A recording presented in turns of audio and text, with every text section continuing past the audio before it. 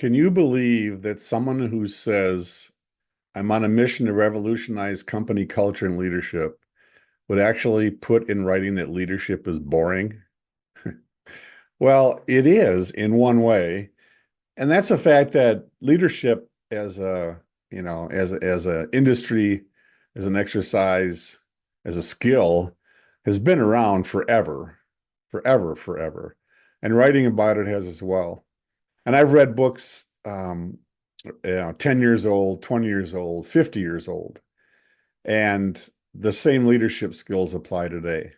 So that's what I mean by leadership is boring. Now, people have put a different spin on them. There's different jargon and terms and things that people use to redefine some things that are already out there, and it's how you reposition it. But in some ways, leadership is boring, and in some ways, leadership is really, really simple. Sometimes we make it more complicated than it needs to be. So let me tell you a little bit about how leadership is boring. If you look, I've even tried to make this PowerPoint slide boring. It's hard to find. I guess I could have done all white. This is the most boring PowerPoint slide I could find, but leadership is boring. And let me tell you a little bit of why I feel that way. Ooh, look at that. So some things we're going to talk about, not technically an agenda, but what about 911? The ayes have it. How are you? Do as I say, not as I do, and commit intentional acts of kindness. So let me talk a little about what I mean by each of those.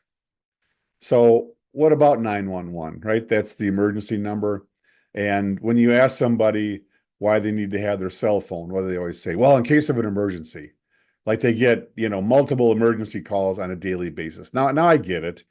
Somebody's in the hospital, and there are certainly some valuable, some valid reasons why you might need to have your phone on you. But if you're in a meeting with a person, do you really need to have that phone right at your side? Put your phone away. I mean, think about how would you feel if you walk into your boss's or a coworker or somebody that works with you in their office and they took their phone and visibly put it in a drawer and shut the drawer? Wouldn't that give you a good, I mean, to me, that would give me a good feeling like, holy cow, they really care about what we're about to talk about, what I want to share with them. Sometimes people turn their phones over, and I guess that's better, but you can still hear the buzz. But think about a way to really give full attention to people with something as simple and boring as your phone. Maybe as an individual or a staff, you need to set boundaries. You see their commercials now, Take Five, and I think it's US Cellular. Not that I'm getting any money from saying that, but maybe you need to take 5 minutes every hour and put your phone away, or 5 hours every day, or when you have a family event, put all the phones in a basket when people walk in the door. But figure out ways to set some boundaries, either at home and or at work, and explain your phone use. And I remember a laptop use in our staff meetings when I first hired somebody. It drove me crazy that this person was always on her laptop. And I should have said something, but I didn't. And finally realized that she was actually doing research for us on different businesses that we were talking about. So here I had this generational challenge, this generational difference with the phone and the laptop. And so if you're going to have it out, explain your use. Hey, let me just jump on my phone quick and see if I can find out if I can Google or whatever your search engine is, find more information. So be respectful of people when they're talking with you. The eyes have it. Love that piece of artwork with that eye. Think about the 50-70 rule. What's the 50-70 rule? Well, when you're speaking, spend 50% of your time in good eye contact with people. And if you're listening, spend 70% of your time. Now, don't get so locked up into this that you're, counting minutes and seconds and all that. But as a listener, you really need to focus on the person and make eye contact with that person to show that you care about what they're saying. Isn't that boring? I mean, it's very simple. Use a triangle. So what you can do when you're listening to somebody is shift from eye to chin to eye to chin, and look away sometimes. Don't be robotic about it. Don't scare the people, but use some technique to help you keep eye contact. And quite honestly, listening to their words is one of the best ways. The third one is nonverbals are key too. Not only your eyes, but your eyebrows. You can make facial expressions acknowledging what the person is saying.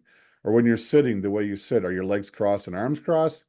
Or do you have an open kind of feel to the way that you're sitting when you're talking to somebody? Again, boring stuff, really boring stuff. So it's so boring. Let's have a commercial break here. And some of you know what this commercial is going to be about because you're watching my videos. But check out my complimentary leadership guide.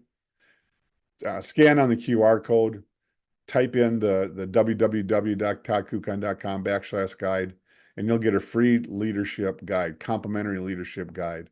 If you already got it, shoot me an email and let me know, and I can send you some other. I've got some other good printed things that I can share with you, some articles about culture and other topics as well. So that's the commercial for today.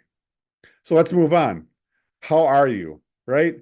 You see people walking down this busy hospital corridor, and I would guess that some of them are saying, "Hey, how are you?" And they keep on walking. If you're going to ask the question, be a leader, stop, right?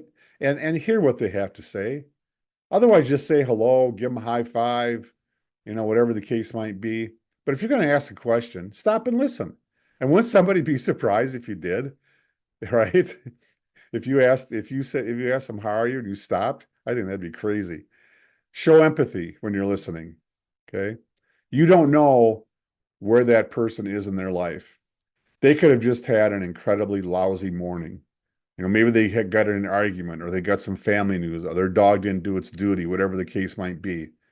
But show empathy for people, especially when you're asking the question, how are you?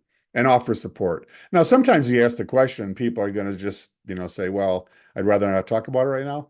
Well, respect that. If you see somebody who's down, go up to them and say, how are you? And if they don't choose to answer, that's fine. But maybe they're just looking for someone to talk to or share a moment. You hear some of those stories about if so-and-so hadn't said hi to me or taken a moment, I was on my way to doing something really drastic in my life. So take advantage of opportunities to engage with people in the workplace. Do as I say, not as I do, right? We've all been guilty of that, but it's all about something called integrity. Be honest with people, be transparent, be vulnerable, be you, right? People love that in a coworker, in a boss, somebody they work with. Be honest and be you. Lead by example. So do it. Don't just say it. Do it. Lead by example. If you're saying that the workplace, the manufacturing floor is a mess, go around when you walk through there, which you should be doing anyway. Pick up some stuff, clean up some stuff, lead by example. And do what's right even when nobody's watching. That's sometimes the toughest thing to do. And I've turned back. Like I've gone by something, like there's a candy wrapper on the floor, whatever the case might be. I've walked past it and I've gone back because I need to make sure I'm doing what's right even when nobody is watching. And finally, commit intentional acts of kindness. With the Olympics now, we've seen a lot of that with runners who have helped other runners, maybe not in the Olympics, but in other parts of their careers. Other opposing teams have carried the runner around the field because they hurt themselves and they couldn't score the winning run. Whatever it takes, commit intentional acts of kindness. Smile. That's all it takes is smile. Matter of fact, I do a ride. It's called the Green Circle here where I live in Stevens Point, Wisconsin. It's about a 26-mile circular path, some on roads, some on gravel. And it's beautiful. Some's by the river, some's through neighborhoods.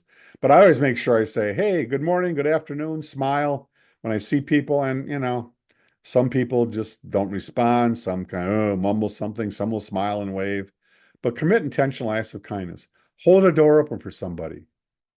Whether you're a man or a woman, hold a door open for somebody. And some of the responses I get when I do it are really amazing. Like they're like, what are you doing, right? Arrive early and stay late to meetings. Get there early, virtual or live, and stay late. All right. So I've given you some reasons why maybe leadership is boring.